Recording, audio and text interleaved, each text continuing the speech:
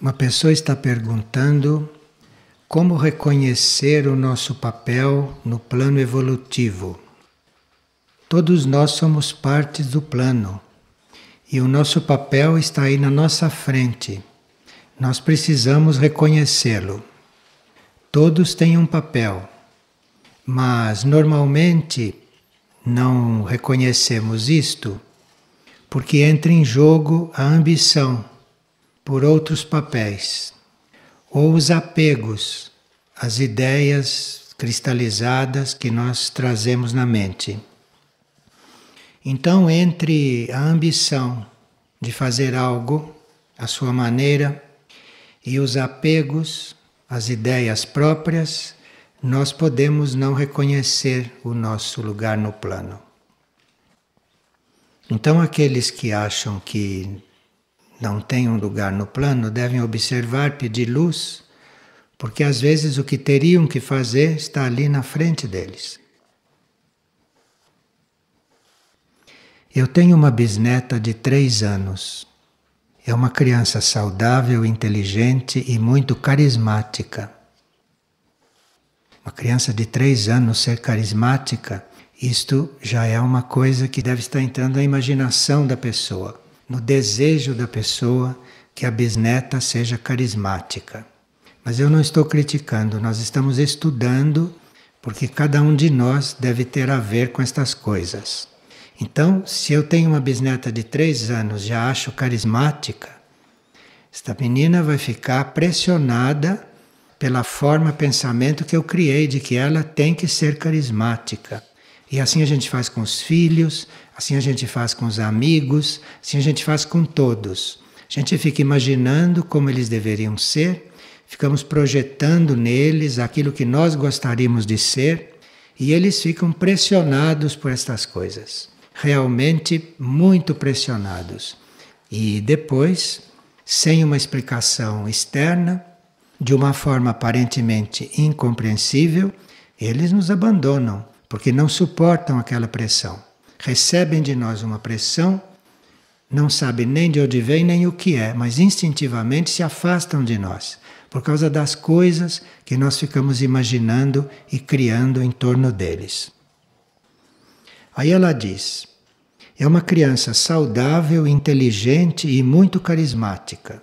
Só que esta criança não me tolera. Se é saudável e inteligente, como pode não tolerar um outro? Veja os enganos. Aqui começa um engano atrás do outro. Então, uma criança que precisa de ajuda, que precisa de apoio, é considerada saudável e inteligente.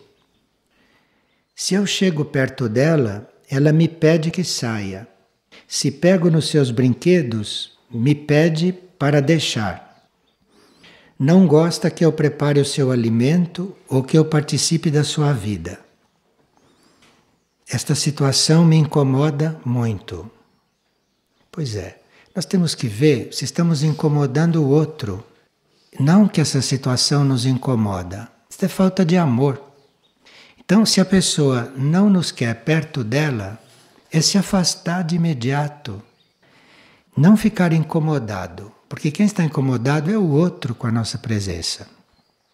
Agora, não moramos juntas e só de vez em quando eu vou lá por uns dias. Tem algo que eu possa fazer para amenizar esta situação? Seria algum ato do passado a causa de tudo isto? Evidentemente aqui não há afinidade de energias. Então, quando não há afinidade de energia, você não deveria nem ir lá, a não ser que fosse chamada, que parece que não é chamada. E se fosse chamada, precisa pedir luz para saber se é para ir mesmo, se é para atender ao chamado.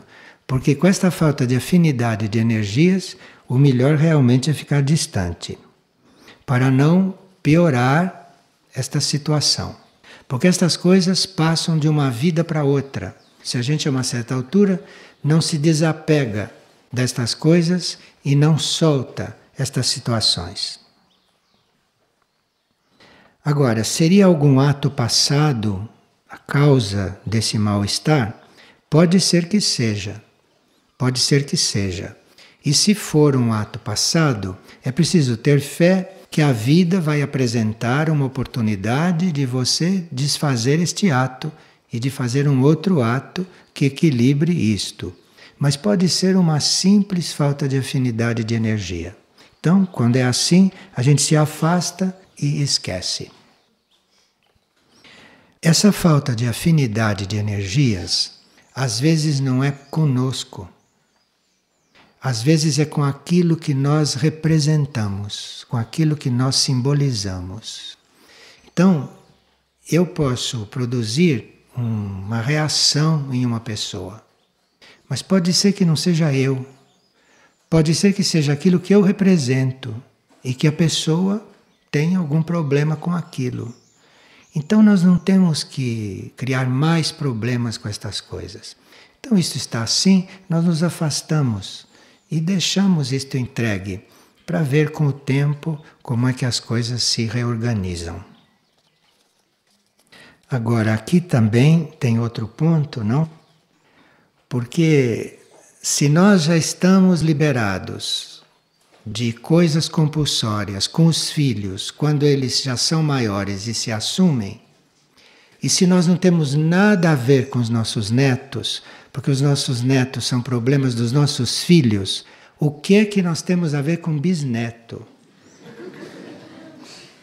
Nós aqui estamos buscando a família universal e quando estes casos se aproximam, é porque deve haver alguma razão importante para as pessoas.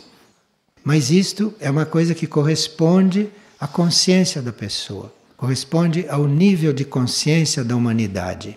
Mas nós temos que fazer uma opção diante destas coisas.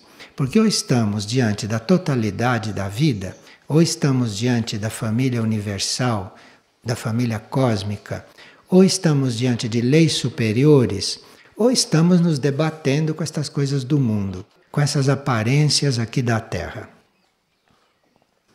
E uma pessoa pergunta, por que o processo de transmutação celular e da mutação do código genético é tão doloroso para o corpo físico?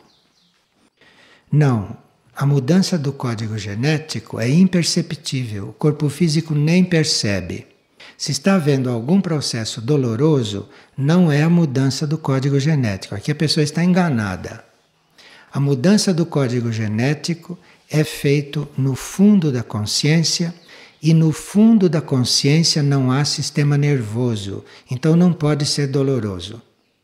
O fundo da consciência, a consciência não tem sistema nervoso, a consciência não tem dor, então a mudança do código genético é na consciência, na parte mais profunda. Então, se há dor, incômodo para o corpo físico, não é o código genético que está sendo mudado. Não criemos esses mitos. E uma transmutação celular também não é dolorosa. O que pode ser doloroso é a purificação celular. Isto sim, isto é outra coisa. Mas a transmutação não tem dor nenhuma nisto. Transmutação é feita num plano interno, num plano sutil. É ali o trabalho da transmutação e que depois vai se refletindo no organismo físico. E a transmutação só começa a acontecer nos planos internos quando o físico está preparado, pacificado, o físico está organizado e pronto para receber aqueles impulsos. Vocês veem que a gente escreve os livros falando destas coisas e cria o karma de ter passado para os outros estas ideias, porque um livro não pode dizer tudo. Então, quando se escreve um livro, a gente assume o karma positivo que aquele livro provoca numa porção de pessoas, mas assume também esse karma negativo de como a coisa foi compreendida. Por isso que antes de ficar escrevendo livros e antes de nós ficarmos nos expondo, pintando quadros, compondo música, fazendo poesia, fazendo artigo no jornal, antes da gente começar a se expor, nós precisamos perguntar dentro se é mesmo o caso de fazê-lo, porque tudo isto cria karma. Você pode até pintar um pôr de sol, aparentemente só vai criar karma positivo, mas não se sabe que reação aquilo vai produzir nas pessoas. Então nós precisamos ter autorização interna para nos expormos, para nos mostrarmos, que é para podermos assumir esse tipo de karma, assumir o tipo de karma de não termos nos expressado bem, que pode acontecer, ou assumir o tipo de karma do outro não nos ter compreendido. Se ele não nos compreendeu, porque nós estamos falando, se nós estivéssemos quietos, não estaria acontecendo. Então nós assumimos esse tipo de karma. Então precisa que realmente a gente se pergunte como estão as coisas. Por isso que a gente começa a se expor muito, começa a agir muito, a criar muito, e sem um motivo aparente vai ficando doente, vai ficando amarelo, vai ficando pálido, vai ficando manchado. Quer dizer, isso aqui por quê? Se eu estou fazendo o bem, será que você perguntou antes se era isso mesmo que você devia fazer? Que você deve estar destilando uma coisa que o outro estaria sendo intoxicado com ela. Então você está destilando aquilo que não era para o outro receber. Essas coisas têm muita repercussão. E nós temos que estar diante disto com muita tranquilidade e estarmos sempre muito alertas. Alertas conosco.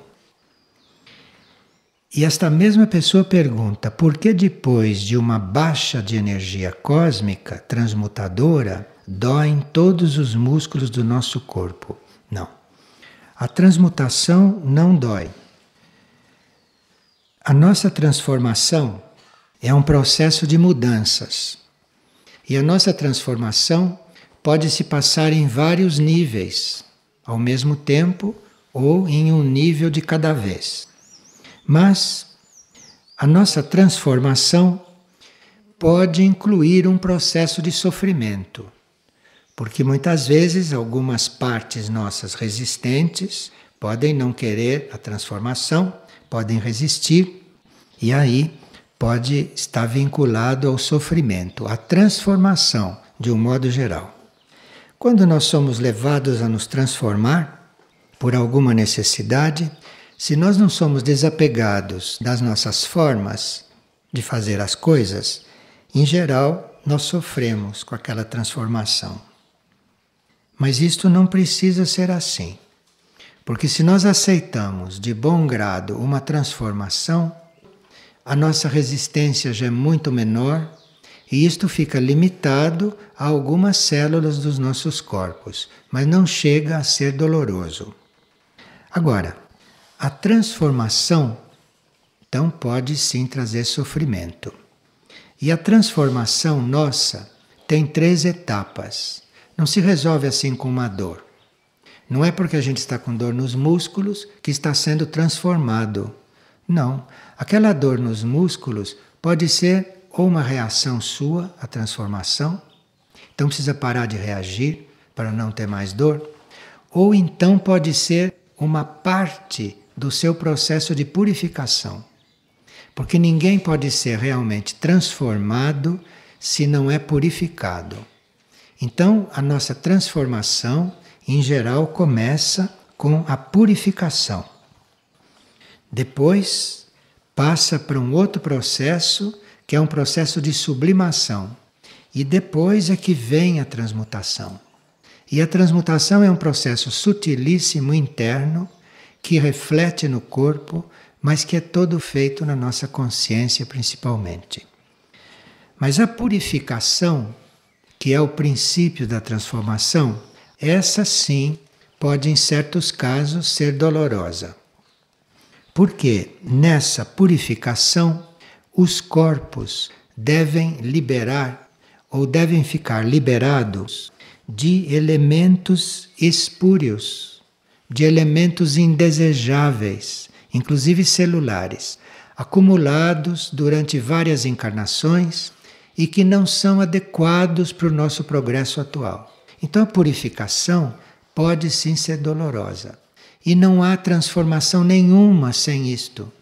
Não pode haver transformação no indivíduo se os corpos deste indivíduo, o corpo físico, o corpo emocional e o corpo mental, não eliminam ou não são expurgados desses agregados de encarnações passadas que não foram resolvidos e que não dizem respeito ao nosso progresso atual. Agora, o processo de purificação, isto é, o processo desta nossa liberação de elementos espúrios, isto nem sempre nós podemos acompanhar racionalmente. Porque quem sabe quais são os elementos espúrios que circulam no seu corpo físico? Nenhum laboratório diz isto. Porque são elementos psíquicos também. São elementos imateriais, são energias ou são forças.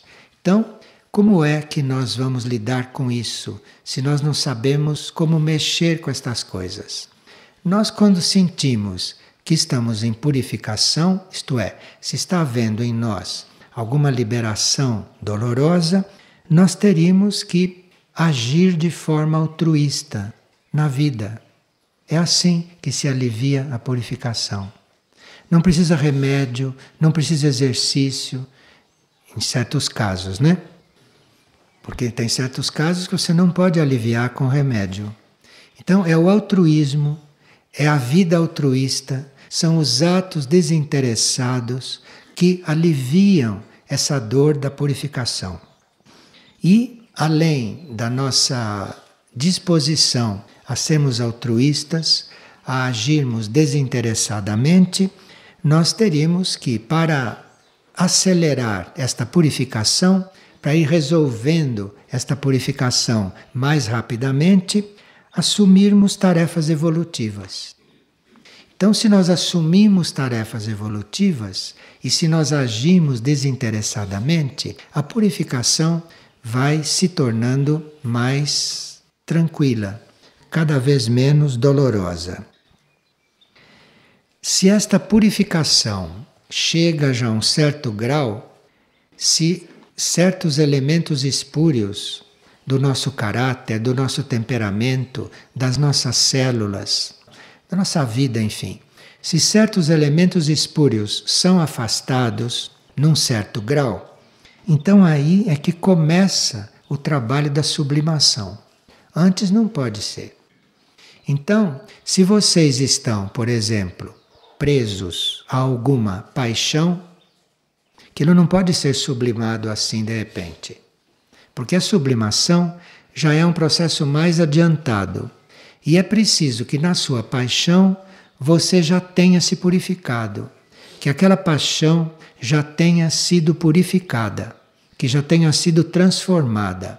Que os elementos espúrios, negativos, egoístas daquela paixão já tenham sido eliminados.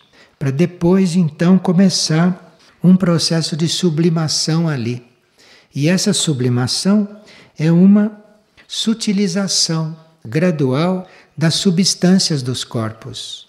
Então aquela energia da paixão continua, mas sublimada. Sublimada porque as substâncias dos corpos foram transformadas, foram sutilizadas. Então uma paixão não é mais paixão depois de sublimada.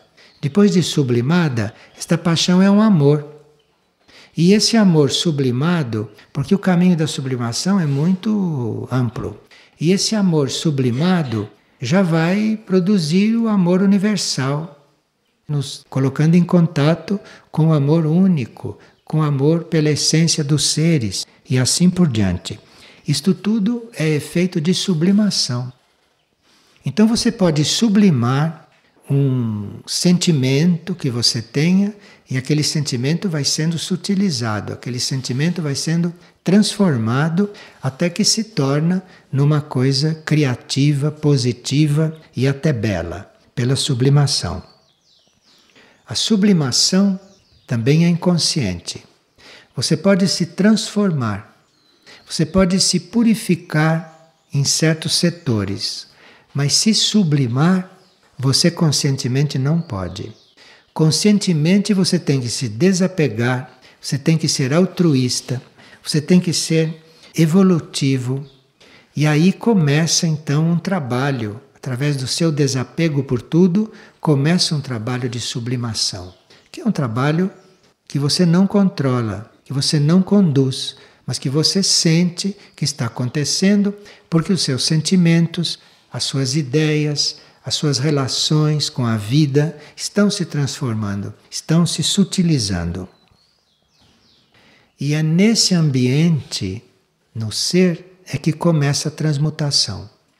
Essa transmutação que é o nosso ser interior, o nosso ser mais profundo, que recebe, que acolhe todo este material sublimado.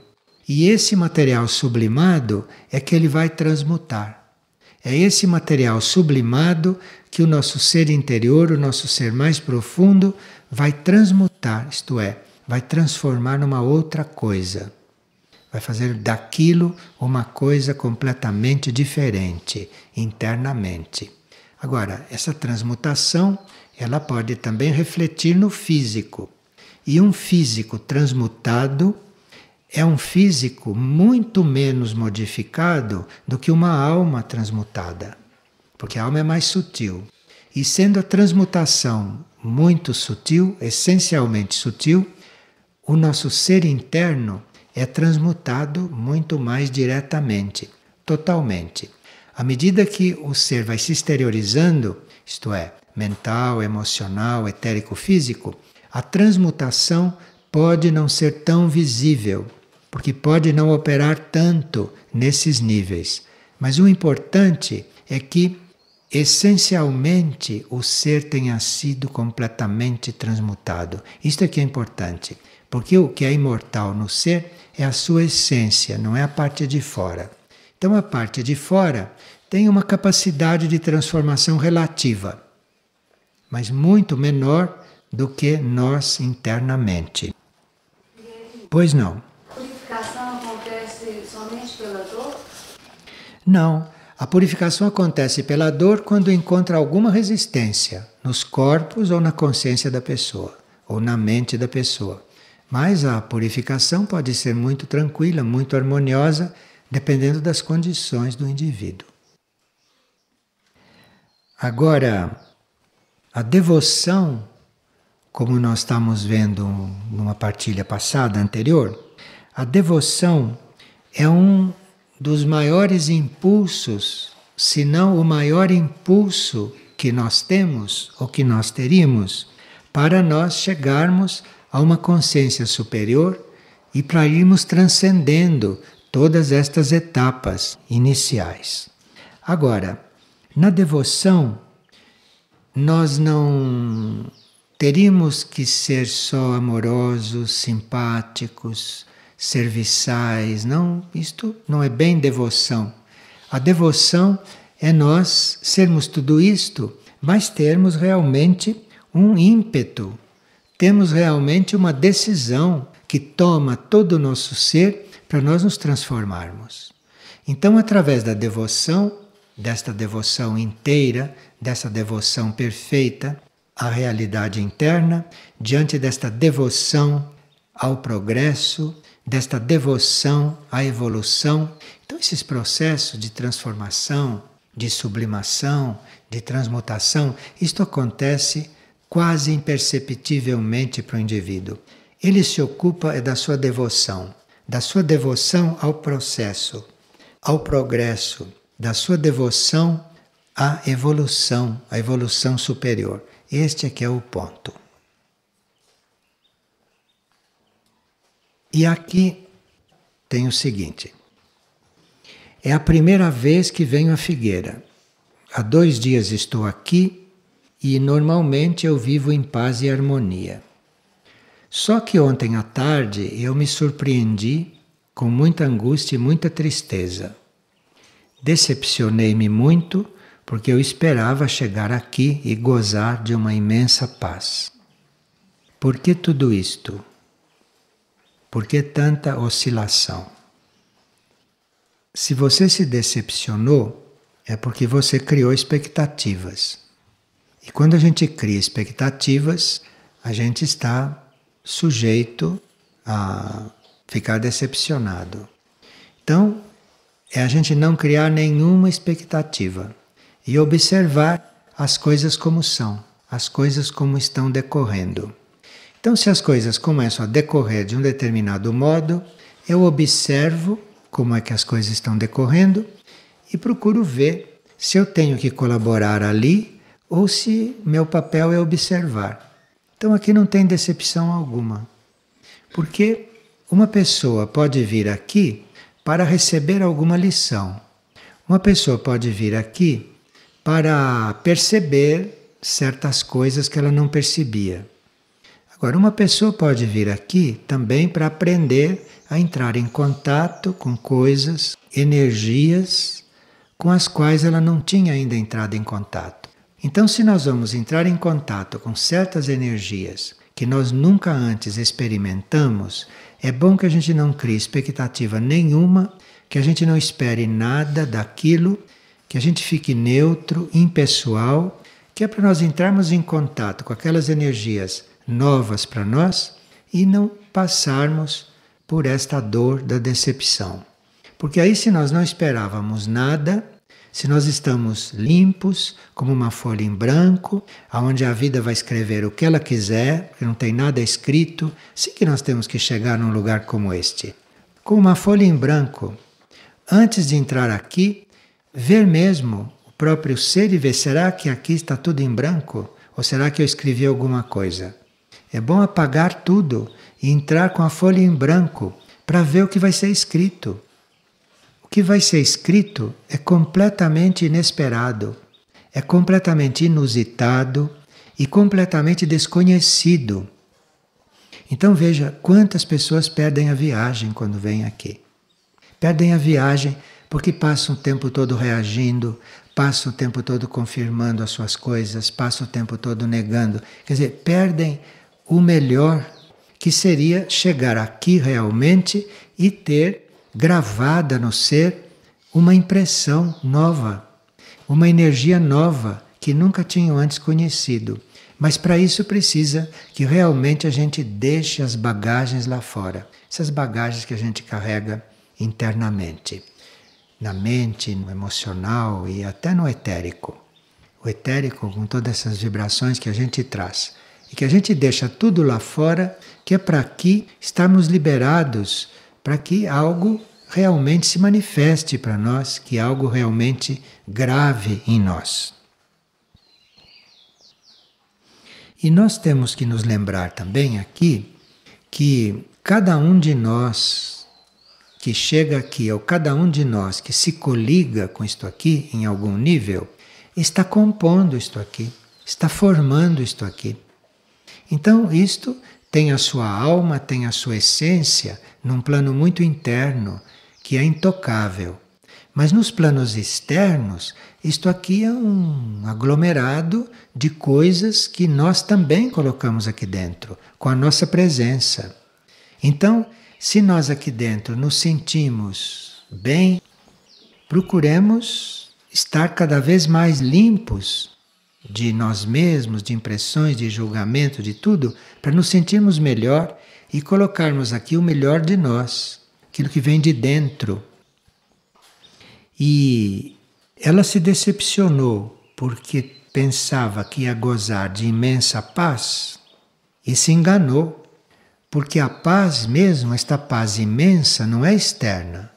Você não pode chegar num lugar e encontrar ali uma imensa paz. Você encontra ali, às vezes, um lugar calmo, um lugar equilibrado, um lugar pacífico. Mas esta paz imensa, esta paz que a pessoa está buscando, isso é só no interior das coisas que se encontra. Isso é só no nosso interior que nós vamos encontrar aquela paz.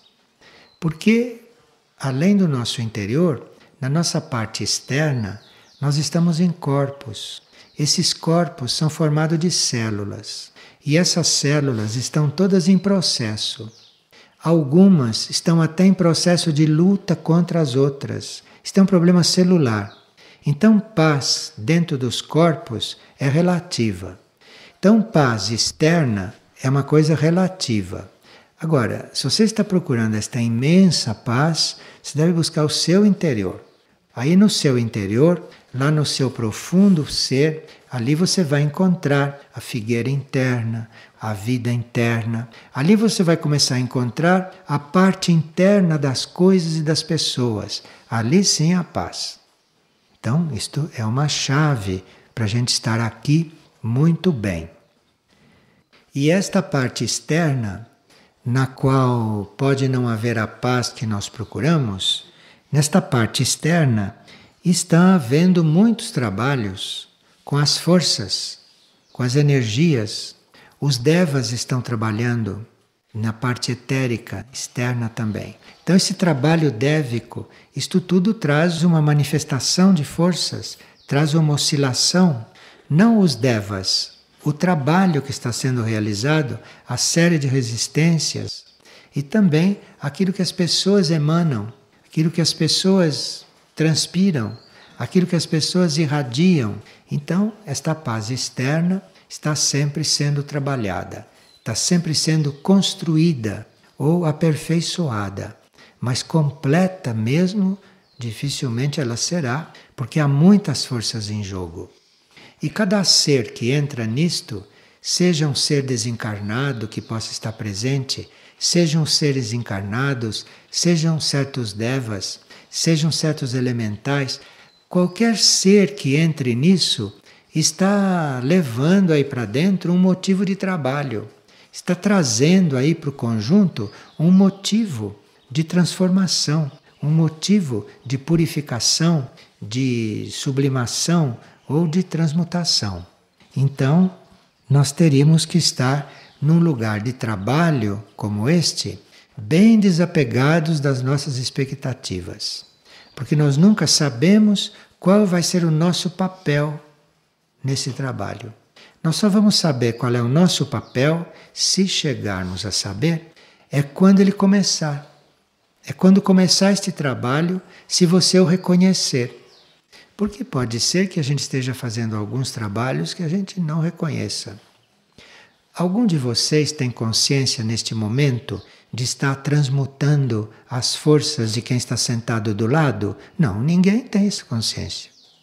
Algum de vocês tem a consciência do que está colaborando para que o ambiente desta sala fique um ambiente elevado e evolutivo? Não, tem consciência. Você pode estar doado para isto, mas você não tem consciência nem do que você está fazendo para isso e nem de como isso está acontecendo. Então, não podemos ter total consciência destas coisas.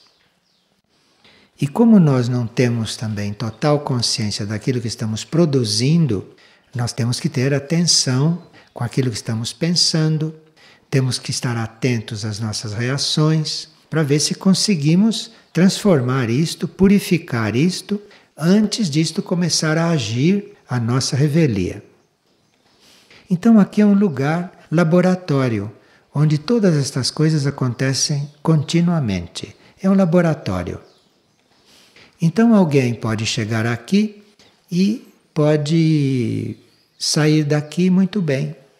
Pode sair daqui muito liberado, pode sair daqui descarregado, mas não sabe como isto aconteceu.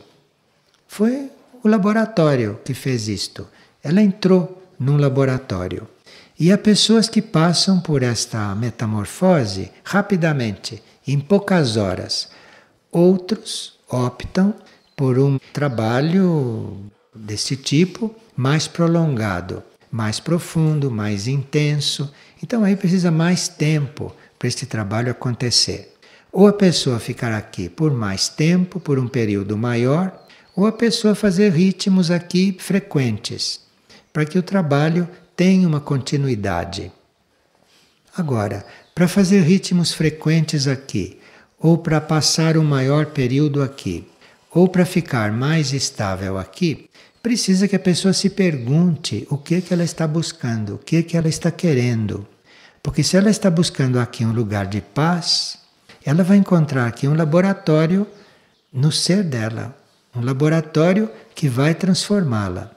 E nós, à medida que vamos sendo transformados, podemos até receber isto em paz. Mas aí a pessoa já tem que ter uma certa formação, treinamento para estar em paz enquanto certas transformações podem ser até dolorosas. Isso não tem nada a ver com a paz. A paz interna é intocável, qualquer que seja a situação externa. Mas você precisa ter feito a sua opção. E você precisa ter visto qual é a sua posição. diante de uma vida dentro de um laboratório.